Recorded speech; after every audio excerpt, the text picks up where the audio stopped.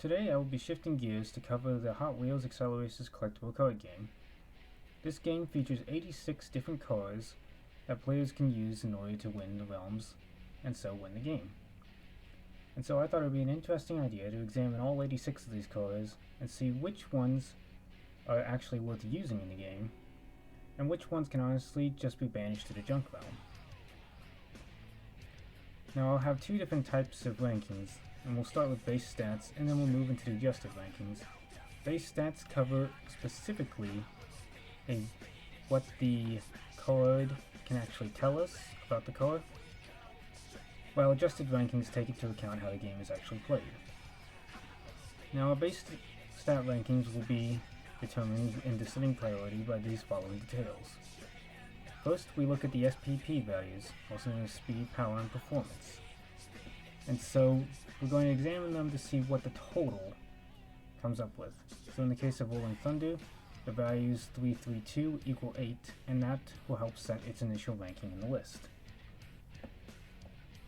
For example, if a car's total is 322, and so equaling 7, it'll most likely be ranked lower than this car, and if the totals equal 9, it'll most likely be higher. That may not be the case though in the case of severe detriments, as some realms have escape values. You have to get this number via the use of other cards to equal the escape value, and some of those values can be as high as 8, so using a number 2 would not be advisable in the actual gameplay. So if it contains a 2, it's most likely going to be remain lower on the list. Now if the total of the three values though, and there's not really much to go on with detriments, is equal, then we consider the second detail, which is the terrain bonus.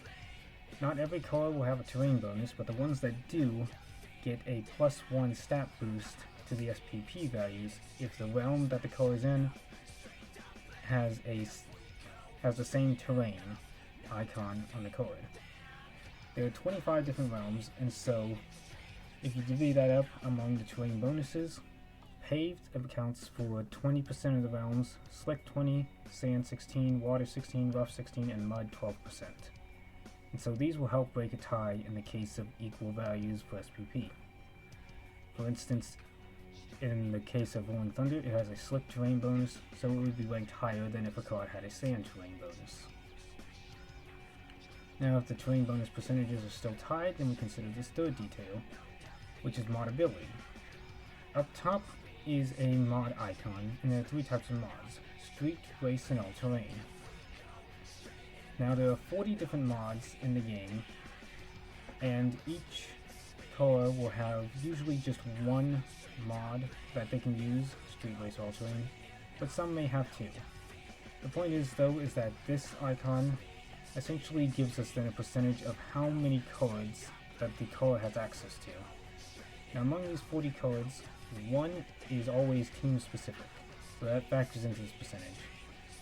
So when we get into the final accounting, Metal Maniacs street cars have access to 35% of the mod pool. Metal Maniac race cars have access to 32.5% of all the cards, and so on and so forth through this. So this will help break any ties if for whatever reason these two are tied. And if all that is still tied, and the last thing we look at is the highest performance value. Since there are 25 realms, they have split the escape values evenly among all three of the SPPs.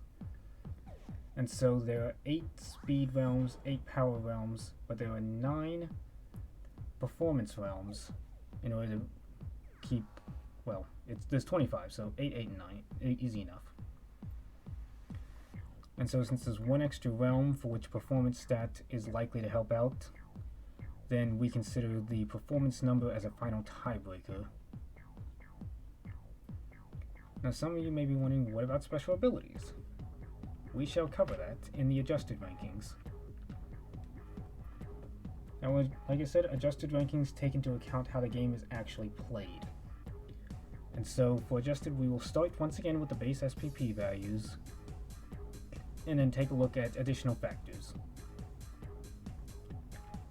The first factor in ascending priority, so the next factors in the list may override the prior ones, we'll look at that SPP detriment value.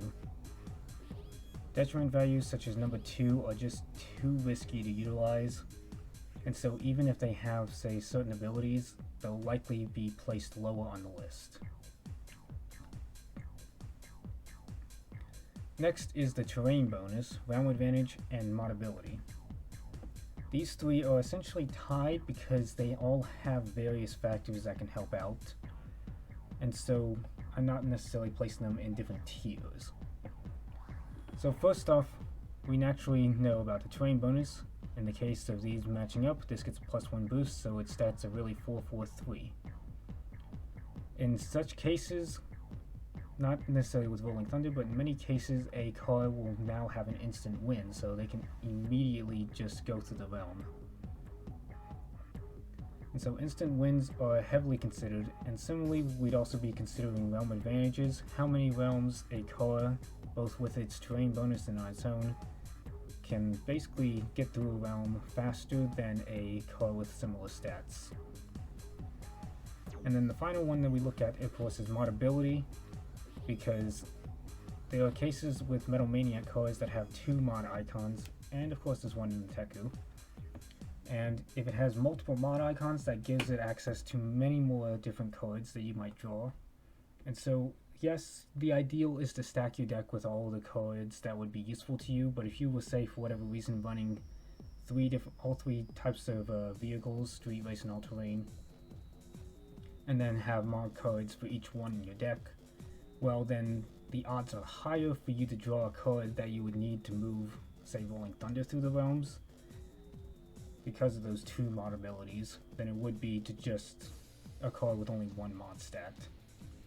And keep in mind, since that is a permanent buff, it often may take priority over various terrain bonuses. And the final factor we gotta look at are the special abilities. Each team has 2 vehicles that have special abilities, and the 2 retrained counterparts in addition that have upgraded special abilities. In the case of Rolling Thunder, you can transfer a mod equipped on it to another Metal Maniac in the same realm, but of course modability rules may or may not apply depending on which version of Rolling Thunder you're using. So if a special ability gives a powerful advantage, keep in mind powerful, it may warrant a higher ranking, whereas weak abilities are not considered. In this case, this is quite a weak ability compared to its torqued counterpart. So for this video, we will be exclusively looking at the Metal Maniacs, and in the subsequent videos we will be looking at the Teku, Silencers, and Racing Drones, as well as all the cars compared to each other. So for the base stats, we have Hollowback way in the back. It is the lowest ranking. I mean, just look at those stats, 332. It's little... I mean, we're not going to look at the abilities in this case, but we'll get to that. But it's still a weak ability. Rolling Thunder is up next. It's got its dual mod ability, so it's definitely an improvement. You got Pile Driver with some better stats as well as dual mod ability. Torqued Hollowback, Torqued Rolling Thunder, and the list continues on with various cars having much bigger improvements as we lead all the way up from Hollowback to Torqued Jackhammer. One thing I wanted to note though, of course, is the Torqued Powerbomb versus Torqued Spinebuster. These 2 cars are very similar to each other. 644, 446, both race cars and both water terrain bonuses. But again, that 6 is why we put it in here, because of its performance value. It has an advantage in 1 extra realm than Torqued Powerbomb. But for those who actually are going to be playing the game, these are the better stats that you may want to consider. These are what I would say are the definitive rankings for the Metal Maniac cars and how they are actually played in the game. So notable here are how Torqued Pile Driver beats, let's see here, where is that? How Torqued Pile Driver and Torqued Rolling Thunder have switched places. And this is due to Rolling Thunder's special ability as compared to Torqued Pile Driver's just good stats. The special ability to be able to swap a mod with another Metal Maniac without dealing with mod ability rules and without spending any action points is just an overwhelmingly powerful ability that can help the Metal Maniacs win. And they already have so many dual mod abilities symbols. So having this kind of power and having a 3-4-3, which is relatively balanced, is pretty good. But unfortunately, those stats, if you're trying to get through realms, I would advise just going for higher stat cores in order to just push them through faster rather than trying to improve on your weaker cores with, well, a weaker core. And so then similarly, we have Hollowback and its torque counterparts abilities.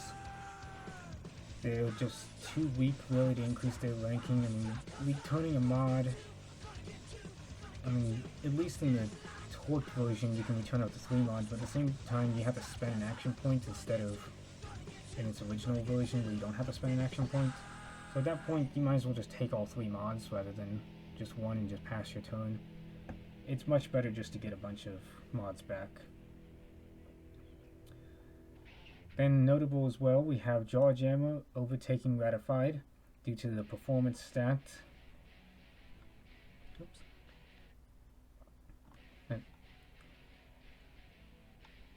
And mod ability.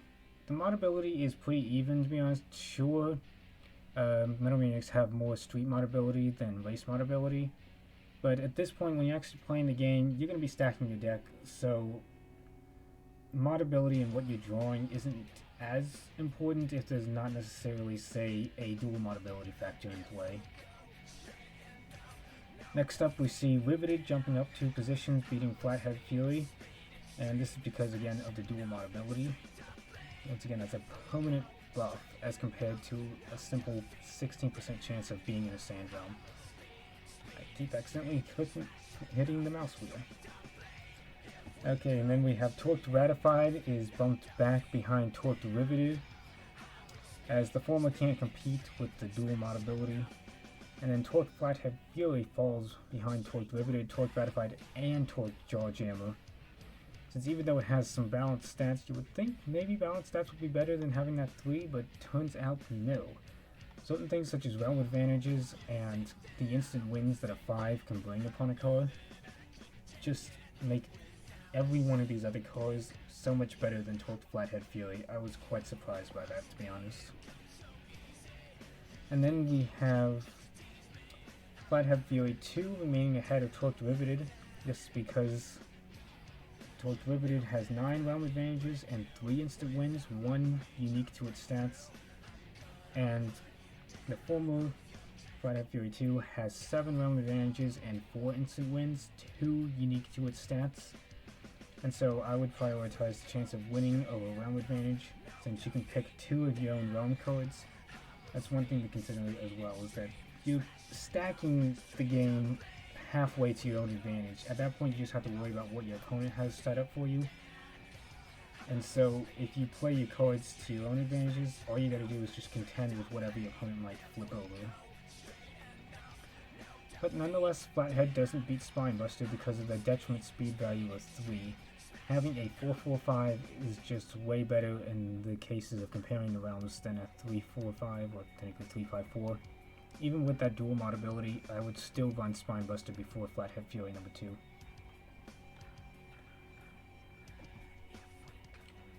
Yes, and more reasoning as well is that although Flathead has 4 instant wins to Spinebuster's 2, it only has 8 realm advantages to Spinebuster's 16.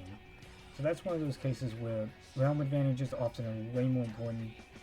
I mean, if you instantly win a few realms, good for you, but if you're gonna lose in so many more realms, it's not worth using. In comparison, that is.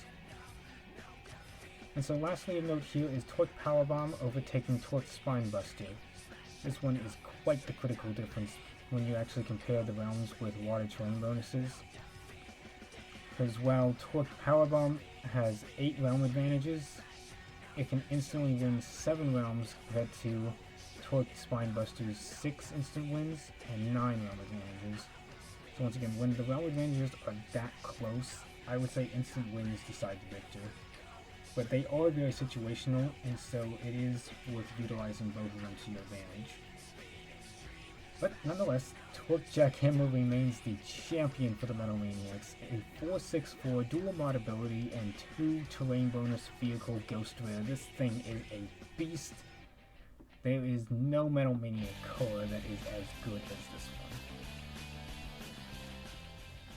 So, with all that in mind, I hope that this helps you to understand which Metal Maniacs are truly the best ones to use as compared to some of the weaker ones.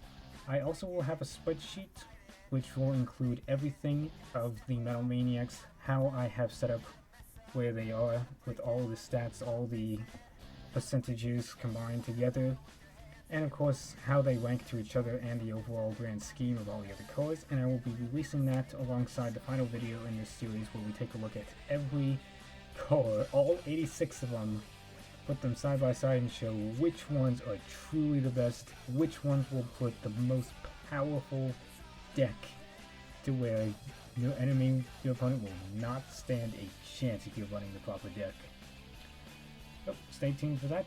Next up will be the Teku.